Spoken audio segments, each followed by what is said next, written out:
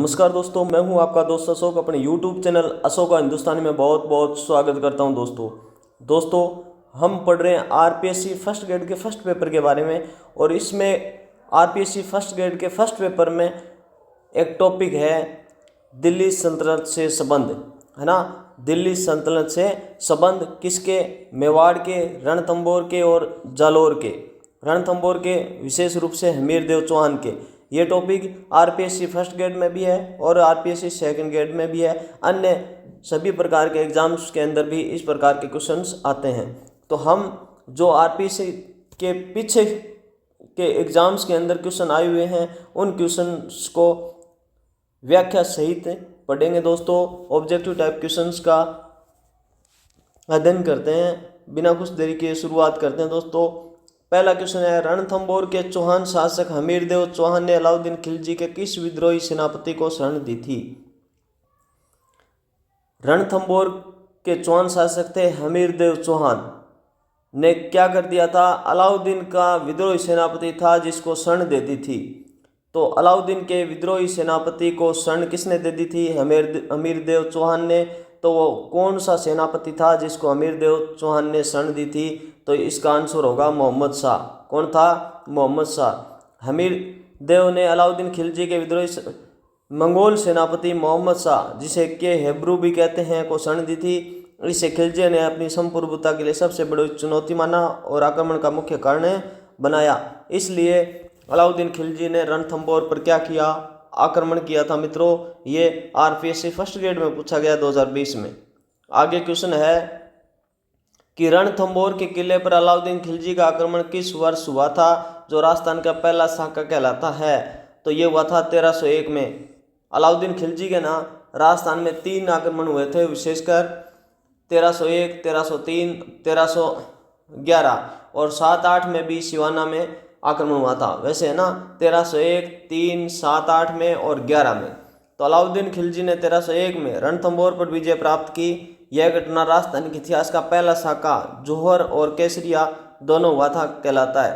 यानी एक अर्धसाका भी होता है। अर्धसाका किसे कहते हैं? जिसमें जौहर तो कर लेते हैं पर केसरिया नहीं होता, है ना, या केसरिया कर लेते हैं, जौहर नहीं होता। परंतु ये पूर्ण शाखा था। पूर्ण शाखा क्या होता है? जिसमें स्त्रियां जौहर कर लेती है, यानी जल करके अग्नि में भस्म हो जाती है, और जो वीर होते हैं वो लड़ते लड़ते युद्ध में वीरगति को प्राप्त कर लेते हैं। तो रणथंभौर के किले पर अलाउद्दीन खिलजी का आक्रमण किस वर्ष हुआ था? ये हुआ था 1301 में। किस वर्ष हुआ था? 1301 में। आरएस परी 2016 में पूछा गया था मित्रों। तो 1301 ईस्वी में रणथंभौर के साके के समय जौहर का नेतृत्व किसने किया था? तो ये रानी रंगदेवी थी। रणथंभौर पर हमीरदेव की रानी का नाम क्या था? रंगदेवी थी मित्रों, रंगदेवी। रानी रंगदेवी ने जल जौहर, जिसे पदला तालाब में कूदकर किया था, जो राजस्थान के इतिहास का प्रथम और एकमात्र जल जौहर माना जाता है। याद रखना मित्रों, रणथंभौर में है ना अग्नि जौहर नहीं हुआ था, जल जौहर हुआ था। यानी जौहर है वो अग्नि में कूदकर भी किया जा सकता है और जल में कूदकर भी जान दी जा सकती है। तो जल के जो तालाब था उसमें कूद करके जान दे दी थी रंग देवी के नेतृत्व में। ये लेक्चरर 2018 में पूछा गया था मित्रों। हमीरदेव चौहान किस सेनापति के विश्वासघात पर अलाउद्दीन खिलजी को किले में प्रवेश करने का गुप्त मार्ग बता दिया था? तो ये थे रणमल और रतिपाल। यानी हमीरदेव चौहान का के साथ विश्वासघात करने वाले 2 सेनापति थे, रणमल और रतिपाल, जिन्होंने अलाउद्दीन खिलजी को प्रवेश द्वार का गुप्त मार्ग बता दिया था। हमीरदेव के दोनों सेनापति रणमल और रतिपाल ने विश्वासघात किया, जिससे हमीर को पराजय का सामना करना पड़ा। ये सेकंड ग्रेड 2017 में पूछा गया था मित्रों। अलाउद्दीन खिलजी के आक्रमण के समय रणथंभौर के किले का किलेदार कौन था जिसकी मृत्यु आक्रमण के दौरान हुई थी? ये था नुसरत खां। अलाउद्दीन खिलजी का सेनापति था। नुसरत खां को भेजा था रणथंभौर आक्रमण करने के लिए, और नुसरत खां की मृत्यु हो गई। ये प्रश्न पूछा जाता है, बार बार पूछा जाता है कि जो इसके सेनापति थे ना, 2 मुख्य थे, उलगू खां और नुसरत खां। तो इसमें मृत्यु किसकी हुई थी रणथंभौर में? तो हुई थी नुसरत खां की। किसकी? नुसरत खां। तो खिलजी की तरफ से आक्रमण के दौरान नुसरत खां किले की दीवार से आए पत्थर से मारा गया था, जिसके बाद खिलजी स्वयं दिल्ली से रणथंभौर आया था। आगे क्वेश्चन है, रणथंभौर विजय के बाद अलाउद्दीन खिलजी ने किले का शासन किसे सौंपा था? तो उलुगु खां, क्योंकि 2 सेनापति मुख्य थे। नुसरत खां की मृत्यु हो गई तो किसे सौंपा? उलुगु खां को इसका शासन सौंप दिया रणथंभौर का। याद रह जाएगा, नुसरत खां की मृत्यु के बाद अलाउद्दीन खिलजी ने रणथंभौर का शासन अपने दूसरे सेनापति उलुगु खां को सौंप दिया था। आर्यसपरी 2021 में पूछा गया था। हमीरदेव चौहान के बारे में जानकारी का प्रमुख स्रोत, हमीर महाकाव्य की रचना किसने की थी? तो ये की थी नयनचंद सूरी ने। हमीरदेव चौहान के बारे में जानकारी का प्रमुख स्रोत हमीर महाकाव्य, इसकी रचना किसने की है? नयनचंद सूरी ने की है। हमीर महाकाव्य की रचना किसने की है? नयनचंद सूरी। तो हमीर महाकाव्य के लेखक नयनचंद सूरी है, जो हमीरदेव चौहान की वीरता, रणथंभौर के संघर्षों का वर्णन करते हैं। ये स्कूल लेक्चरर 2022 में पूछा गया था मित्रों। हमीर महाकाव्य नयनचंद सूरी, याद रखना। अलाउद्दीन खिलजी ने जालोर पर अंतिम आक्रमण किस वर्ष किया था, जिसके बाद जालोर का पतन हो गया? तो ये 1311 ईस्वी में किया था मित्रों। अलाउद्दीन का जालोर आक्रमण 1311। जालोर के चौहान शासक कानड़देव के विरुद्ध अलाउद्दीन खिलजी ने 1311 ईस्वी में अंतिम और सफल आक्रमण किया था, जिसके बाद जालोर का दूसरा साका हुआ था मित्रों। तो जालोर पर आक्रमण कब किया अलाउद्दीन खिलजी ने? 1311 में। किसके विरुद्ध किया था? कानड़देव और उनके पुत्र विरमदेव के खिलाफ। जालोर का वहन चौहान शासक कौन था, जिसने अलाउद्दीन खिलजी के अधीनता स्वीकार करने से इनकार कर दिया था? तो वो थे कानड़देव। कौन थे? कानड़देव। कानड़देव ने अलाउद्दीन खिलजी के विरुद्ध अपनी स्वतंत्रता के अंतिम सांस तक संघर्ष किया और अधीनता स्वीकार नहीं की। जालोर दुर्ग की कुंजी किस जिले को कहा जाता है? तो ये कहा जाता है सिवाना दुर्ग को।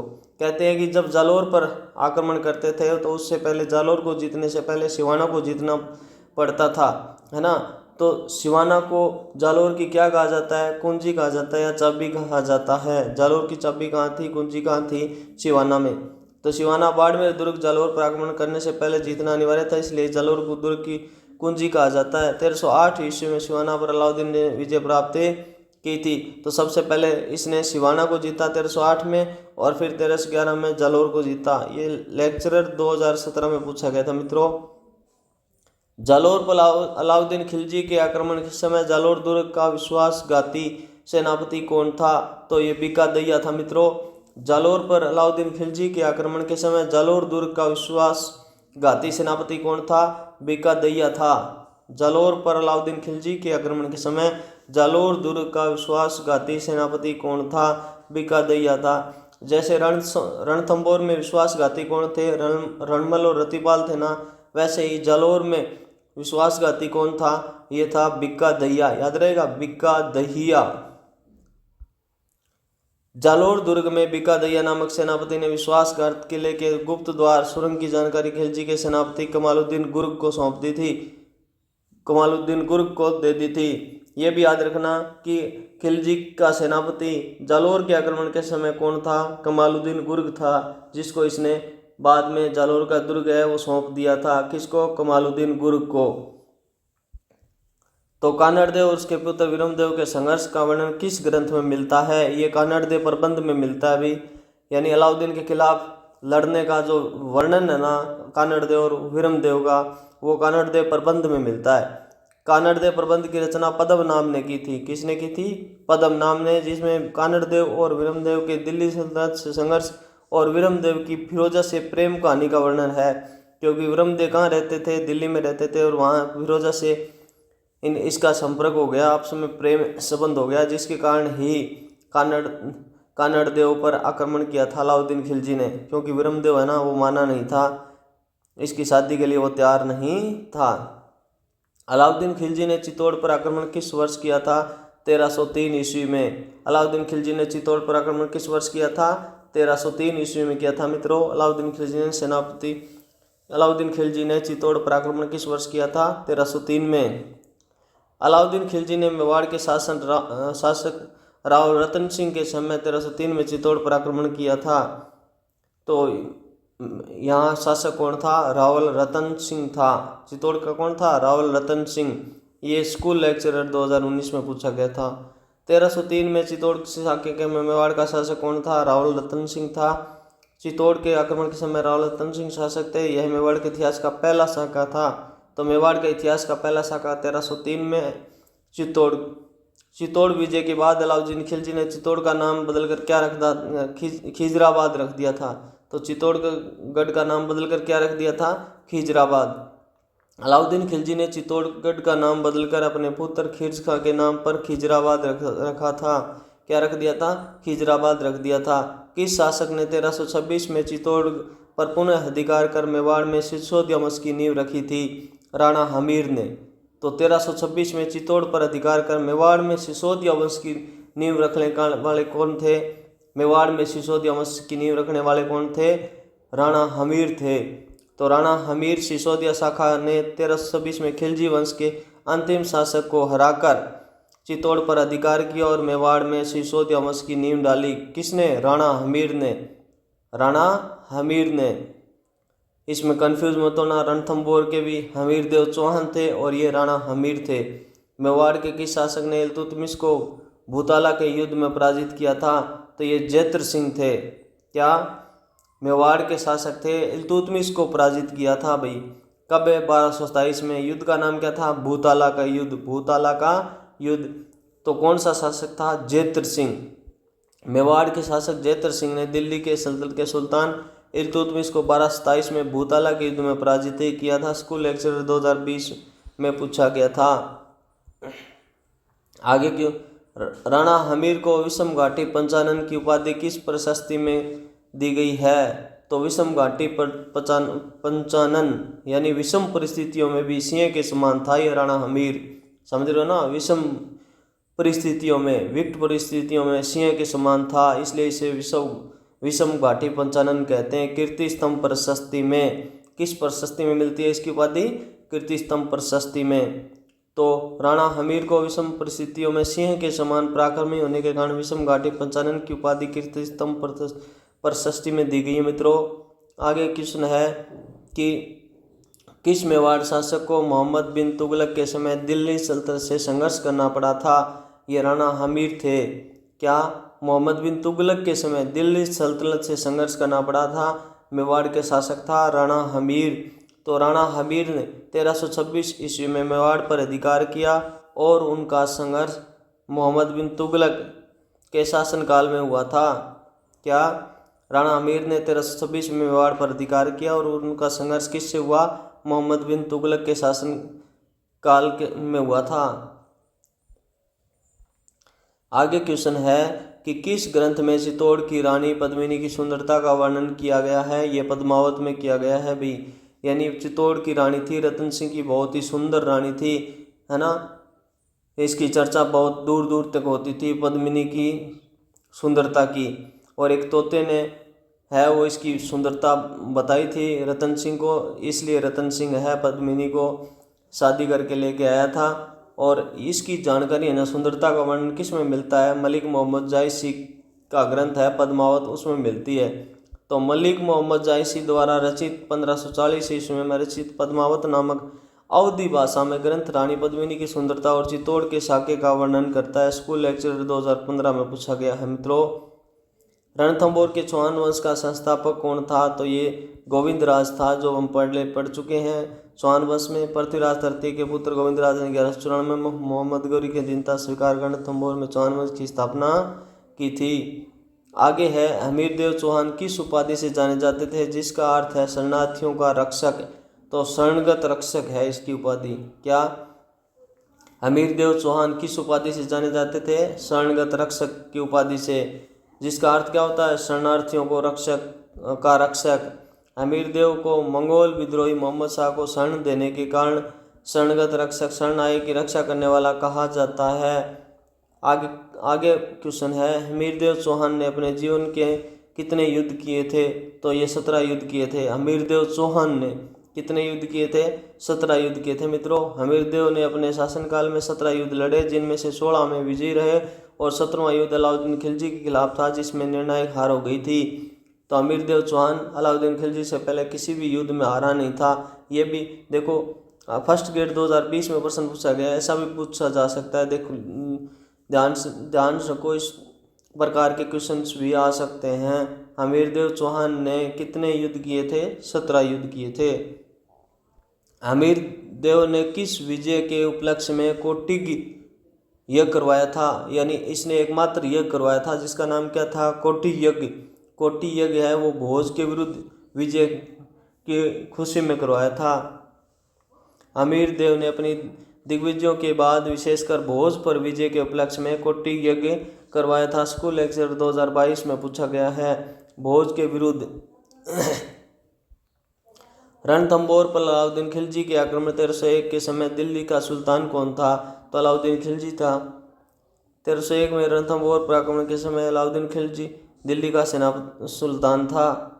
आगे क्वेश्चन है, रणथंभौर के किस युद्ध में अलाउद्दीन खिलजी के साथ कौन सा प्रसिद्ध इतिहासकार उपस्थित था। अलाउद्दीन खिलजी के साथ रणथंभौर में कौन था साथ अमीर खुसरो था। अमीर खुसरो अलाउद्दीन खिलजी के साथ रणथंभौर, चित्तौड़ और सिवाना के अभियानों में उपस्थित था। याद रखिएगा, जब अलाउद्दीन खिलजी ने रणथंभौर पर 1301 में, चित्तौड़ में 1303 में, सिवाना पर 1308 में, यानी 1301, 3 और 8 के अभियानों में अमीर खुसरो साथ में था। अमीर खुसरो ने रणथंभौर विजय के बाद क्या टिप्पणी की थी। उसने टिप्पणी की थी, आज कुफर का गढ़ है, इस्लाम का घर हो गया। आज कुफर का गढ़ है, कुफुर, इसको क्या बोलते हैं, कुफुर बोलते हैं, कुफुर। कुफुर का गढ़ है वो इस्लाम का घर हो गया। किसने बोली थी, अमीर खुसरो ने बोली थी। तो रणथंभौर विजय के बाद अमीर खुसरो ने टिप्पणी की थी, आज कुफर का गढ़ है, इस्लाम का घर हो गया। स्कूल लेक्चर 2015 में पूछा गया मित्रों। आगे है, रणथंभौर दुर्ग पर सर्वप्रथम आक्रमण करने वाला दिल्ली का सुल्तान कौन था जो असफल रहा था। ये था जलालुद्दीन खिलजी, यानी अलाउद्दीन खिलजी से पहले अलाउद्दीन खिलजी से पहले उनका जो चाचा था जलालुद्दीन खिलजी, वो भी आक्रमण कर चुका था। तो जलालुद्दीन खिलजी ने भी 1290 और 91 ईस्वी में 2 बार रणथंभौर पर असफल आक्रमण किया था, सफल नहीं हुआ था। अब है, जलालुद्दीन खिलजी ने किस दुर्ग को देखकर कहा था, ऐसे 10 दुर्गों को मैं मुसलमान के एक बाल के बराबर महत्व नहीं देता। रणथंभौर दुर्ग, जलालुद्दीन खिलजी से रणथंभौर जीता नहीं गया ना, तब उसने ये कहा था कि मैं ऐसे दुर्ग को मुसलमान के एक बाल के बराबर भी नहीं समझता। जलालुद्दीन खिलजी ने रणथंभौर को जीतने में असफल रहने के बाद ये हताशा टिप्पणी की थी। हमीरदेव चौहान की वीरता का वर्णन करने वाला ग्रंथ हमीर रासो की रचना किसने की थी, तो जोधराज ने की थी। मित्रों, ये पृथ्वीराज रासो नहीं है, ये हमीर रासो है। तो हमीर रासो की रचना किसने की है, जोधराज ने। हमीर रासो की रचना जोधराज ने की थी। वहीं हमीर महाकाव्य की रचना है वो नैनचंद्र सूरी ने की थी। हमीर महाकाव्य की रचना किसने की थी, नैनचंद सूरी ने। ये स्कूल लेक्चर 2019 में प्रश्न आया था। आगे है, रणथंभौर के किले में 32 खंभों की छतरी का निर्माण किसने करवाया था, तो ये जेत्र सिंह ने करवाया था। मित्रों, रणथंभौर में 32 खंभों की छतरी है जिसका निर्माण करवाया था जेत्र सिंह ने। हमीरदेव ने अपने पिता जेत्र सिंह के 32 वर्ष के शासनकाल की स्मृति में 32 खंभों की छतरी बनवाई थी।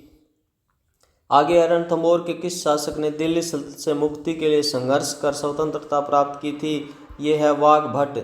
रणथंभौर के किस शासक ने दिल्ली सल्तनत से मुक्ति के लिए संघर्ष कर स्वतंत्रता प्राप्त की थी, तो वाघभट्ट ने की थी। रणथंभौर के किस शासक ने दिल्ली सल्तनत से मुक्ति के लिए संघर्ष कर स्वतंत्रता प्राप्त की थी, तो कौन था, वाघभट्ट था। वाघभट्ट वह शासक था जिसने 1236 में दिल्ली सल्तनत रणथंभौर को स्वतंत्र कराया था। हमीरदेव चौहान के समय रणथंभौर की कुंजी कहे जाने वाले जैन दुर्ग का किलेदार कौन था, ये गुरुदास सैनी था। मित्रों, याद रखना, ऐसे आपको गाइड या पुस्तक में बहुत कम प्रश्न मिलते हैं। हमीरदेव चौहान के समय रणथंभौर की कुंजी कहे जाने वाले जैन दुर्ग, तो रणथंभौर की कुंजी कौन सा दुर्ग था, जैन दुर्ग। जालौर की कुंजी कौन सा दुर्ग था, सिवाना दुर्ग। तो रणथंभौर की कुंजी है जैन दुर्ग और इसका किलेदार कौन था, गुरुदास सैनी था। जैन दुर्ग रणथंभौर की कुंजी थी। हमीर के सेनापति गुरुदास सैनी ने इस किले की रक्षा करते हुए वीरगति को प्राप्त हुआ था।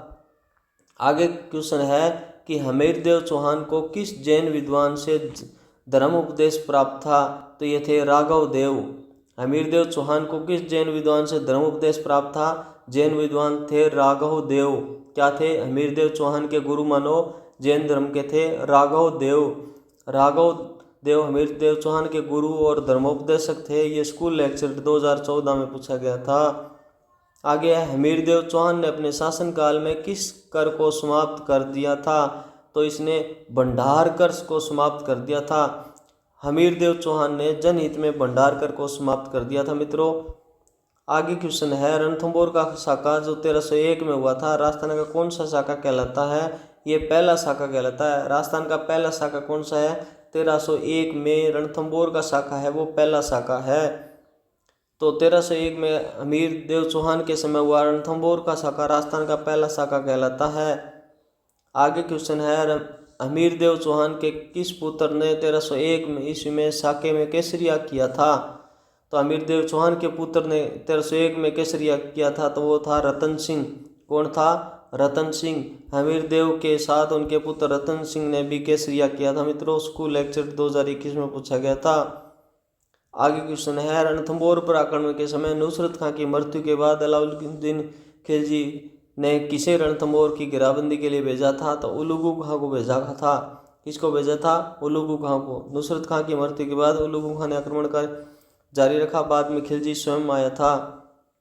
आगे रणथंभौर का साका 1301 में किस प्रकार का जोहर था? ये जल जोहर था। क्या था? रानी रंग देवी ने पदला तालाब में कूदकर जल जोहर किया था। आगे रणथंभौर दुर्ग किस नदी के किनारे स्थित है? तो ये किसी नदी के किनारे स्थित नहीं है। रणथंभौर दुर्ग किसी नदी के किनारे स्थित नहीं है। यह विंध्याचल और अरावली पहाड़ियों के बीच एक दुर्गम पहाड़ी पर स्थित है। आगे रणथंभौर दुर्ग पर दिल्ली सल्तनत ने सर्वप्रथम स्थायी रूप से अधिकार कब किया था? तो 1301 में किया था।